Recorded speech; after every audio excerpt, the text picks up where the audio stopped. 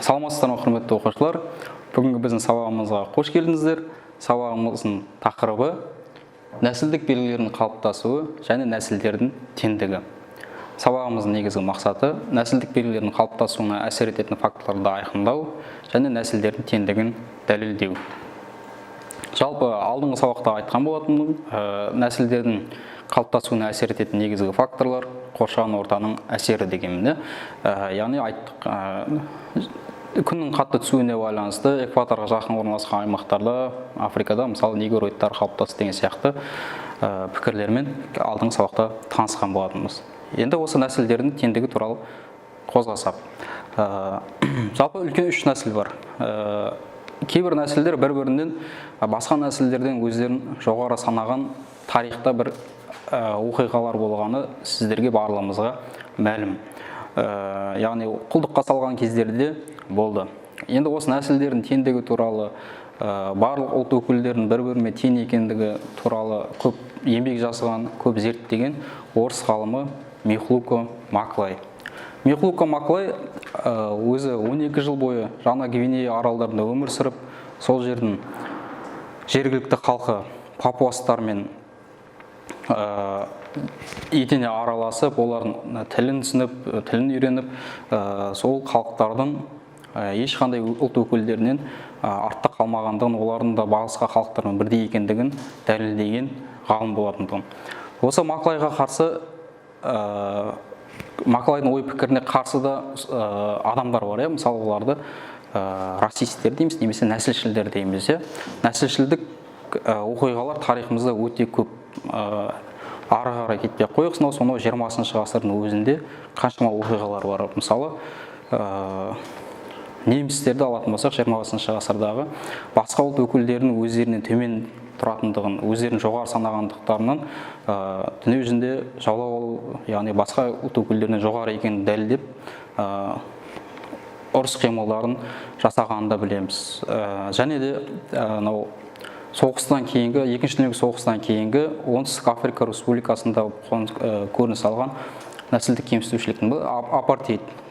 Апартейд, яғни сол жердің жергілікті халықтары басқа ұлт өкілдерінен басқа ақ нәсілдердің алдында төмен тұруы.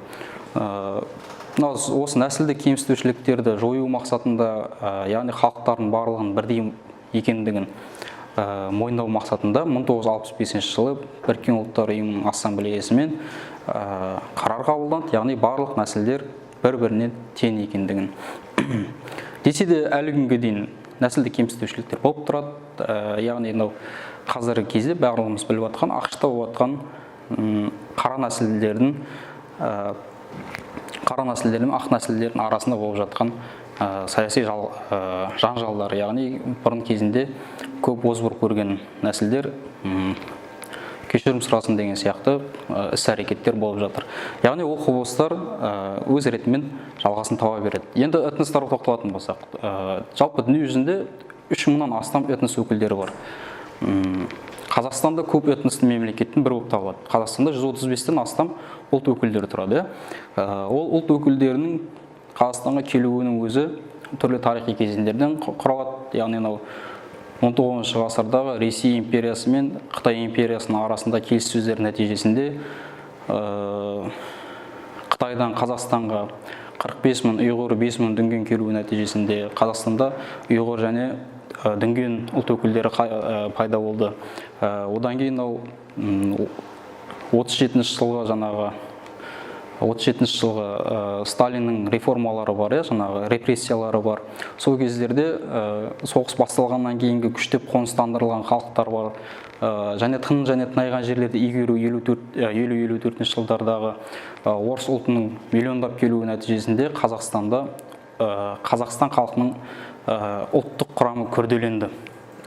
Яғни кей кезде соңғы 89 жылдар кәдімгідей қазақтардың саны 50%-ға дейін түсіп кеткен кездерде болды.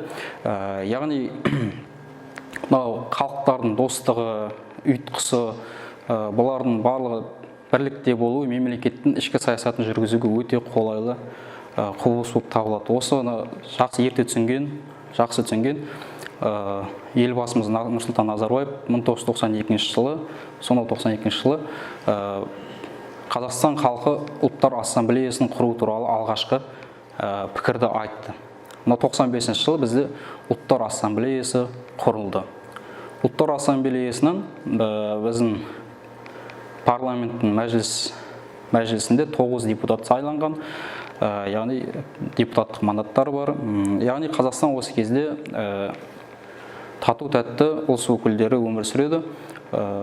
Соның бірден бір дәлелі бізде Қазақстанда 1 мамыр халықтар достығы мейрамы әлі күнге дейін тойлануда. Жалпы біздің негізгі тақырыбымыз осы нәсілдер теңдігін дәлелдеу. Енді осы тақырыпқа байланысты тапсырмалармен жұмыс жасасақ. Тапсырмаларға назар аударайық. Бірінші сұрақ. Сыртқы ерекшеліктеріне қарай халықтар не деп бөлінеді? Нәсілдер деп бөлінеді.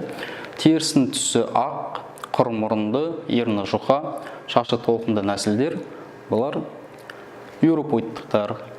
Нәсілдер теңдігін зерттеген ғалым Михлуко Маклай. Біріккен ұлттар ұйымының бас ассамблеясы нәсілдік кемсітушілік туралы қарар қабылдады 1965 жылы. Бір аумақта тұратын, бір тілде сөйлейтін, мәдениеті ұқсас, тарихи қалыптасқан тұрақты топты кім деп атаймыз? Этнос деп атаймыз. Бүгінгі біздің сабағымыз осымен аяқталды. Сау саламатта болайық.